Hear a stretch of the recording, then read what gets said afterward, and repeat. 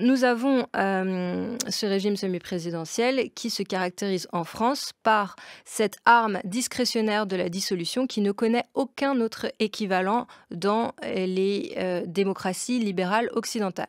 Les mots de la République, dans ce contexte de dissolution, vous avez probablement envie de réfléchir sur les questions qui se posent politiquement à nous, et c'est la raison pour laquelle nous avons décidé de convoquer les meilleurs experts pour donner un sens plus pur, comme on dit, aux mots de la tribu, et notamment de la tribu politique. Bonjour Eugénie Mériot. Bonjour. Vous êtes maîtresse de conférences en droit public à l'université Paris 1 Panthéon-Sorbonne et vous avez notamment publié La dictature, une antithèse de la démocratie aux éditions Cavalier Bleu. Aujourd'hui, nous allons évoquer le mot régime semi-présidentiel. Qu'est-ce qu'un régime semi-présidentiel ? Eh bien, c'est la catégorie qu'utilisent les politistes et les constitutionnalistes pour désigner le régime de la Ve République en particulier et l'inscrire dans une typologie des régimes pour la comparer à d'autres catégories, les deux autres catégories étant régime présidentiel d'une part, régime parlementaire de l'autre. Alors, on peut revenir sur l'histoire de cette typologie.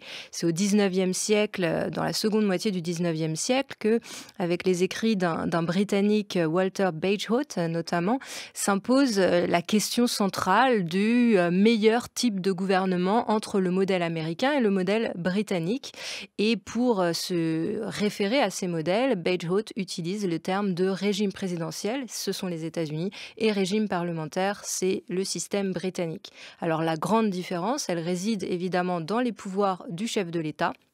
Le chef de l'État aux États-Unis est un chef de l'État qui n'a pas le contrôle de l'Assemblée.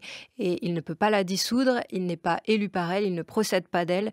Et donc, il faut absolument qu'il travaille en bonne intelligence avec les parlementaires qui sont élus de manière parallèle à l'élection du président. Et aux États-Unis, tous les 2 ans, il y a des élections, soit le président, soit le Parlement. Et donc, ça permet une démocratie continue de l'élection. Alors qu'au Royaume-Uni, c'est un système différent où le Premier ministre est le chef du gouvernement et a l'essentiel des pouvoirs. Il peut dissoudre l'Assemblée, être renversé par elle, et il procède du parti politique qui a remporté les élections législatives. Régime semi-présidentiel, est-ce que ça veut dire que le président a moins de pouvoir que dans un régime présidentiel, Eugénie Mériot ? Eh bien justement, c'est là que le bas blesse. Le régime semi-présidentiel pourrait être compris comme étant un hybride entre le parlementaire et le présidentiel, faisant du président du régime semi-présidentiel un président diminué par rapport au président du régime présidentiel. Mais ce n'est pas du tout le cas. Pourquoi ? Parce que le président du régime semi-présidentiel a avec lui la prérogative de dissolution de l'Assemblée qui lui permet de domestiquer l'Assemblée, de la contrôler, de faire peser sur cette Assemblée l'épée de Damoclès de la dissolution en permanence, tout en étant irresponsable politiquement, c'est-à-dire qu'il ne peut pas être renversé par l'Assemblée. Et donc le président, une fois élu, est assuré de se maintenir au pouvoir quoi qu'il arrive. Il a le Premier ministre qui est son fusible, c'est comme ça qu'on parle souvent du Premier ministre dans les médias en France, et c'est tout à fait exact, son Premier ministre qu'il peut utiliser à son gré pour le protéger des attaques à la fois de l'Assemblée et des problèmes d'opinion publique ou de manifestations généralisées comme ça se produit souvent en France. Ce régime semi-présidentiel, il a été théorisé par Maurice Duverger, qui est un grand juriste français du XXe siècle. Et c'est lui qui développe cette notion dans les années 1970, essentiellement pour critiquer la Ve République, qu'il assimile à une monarchie républicaine. D'ailleurs, le terme est aussi de lui. Et qu'il assimile à la dictature. Donc, il a beaucoup écrit sur les régimes semi-présidentiels. À la dictature. Il a beaucoup écrit. Pour quelle raison ? Mais c'était une idée assez consensuelle dans les années 60-70 que la Ve République était une dictature. Coup d'État permanent. Absolument, de François Mitterrand est publié à cette époque-là. Donc, on a un consensus dans les années 60-70 de la part de la gauche que la Ve République est un régime dictatorial. Et Maurice Duverger s'inscrit dans cette lecture-là. C'était un auteur très prolifique qui écrivait tribune sur tribune dans Le Monde pour dénoncer les dérives du régime gaulliste et puis ensuite Pompidou et les autres. Donc nous avons ce régime semi-présidentiel qui se caractérise en France par cette arme discrétionnaire de la dissolution qui ne connaît aucun autre équivalent dans les démocraties libérales occidentales. L'arme de la dissolution, cette dissolution discrétionnaire, n'existe pas dans les autres régimes semi-présidentiels de l'Europe, que ce soit au Portugal ou en Autriche. Le régime semi-présidentiel, c'est aussi celui qui a essaimé le plus dans les ex-républiques soviétiques et dans les anciens pays du bloc de l'Est, parce qu'il y avait cette volonté d'avoir un président fort pour ne pas trop rompre avec l'expérience communiste et un président qui puisse contrôler l'Assemblée.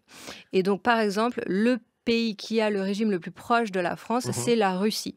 La Russie, en 1993, s'inspire de la Ve République et en particulier de la pratique gaulliste de la Ve République pour rédiger sa constitution de 1993, qui est la constitution de sortie du communisme. Donc, Mais alors, justement, Eugénie Mériot, est-ce que le fait qu'il y ait donc ce régime semi-présidentiel, qu'il y ait une évolution, parce que le passage du septennat au quinquennat, est-ce qu'il change la nature de ce régime? il crée un président qui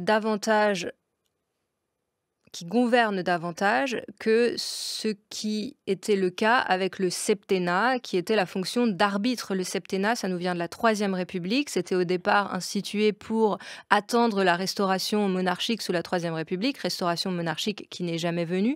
Mais ce septennat avait cette particularité d'être un mandat très long qui permettait au président d'exercer véritablement son rôle d'arbitre que lui confère l'article 5 de la Constitution.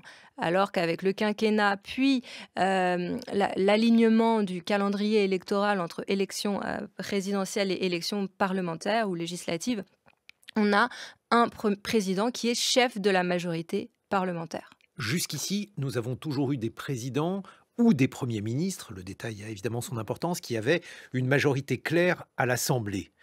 Il y a eu une majorité relative pour Emmanuel Macron et c'est cela qui l'a conduit, à tort ou à raison, à dissoudre.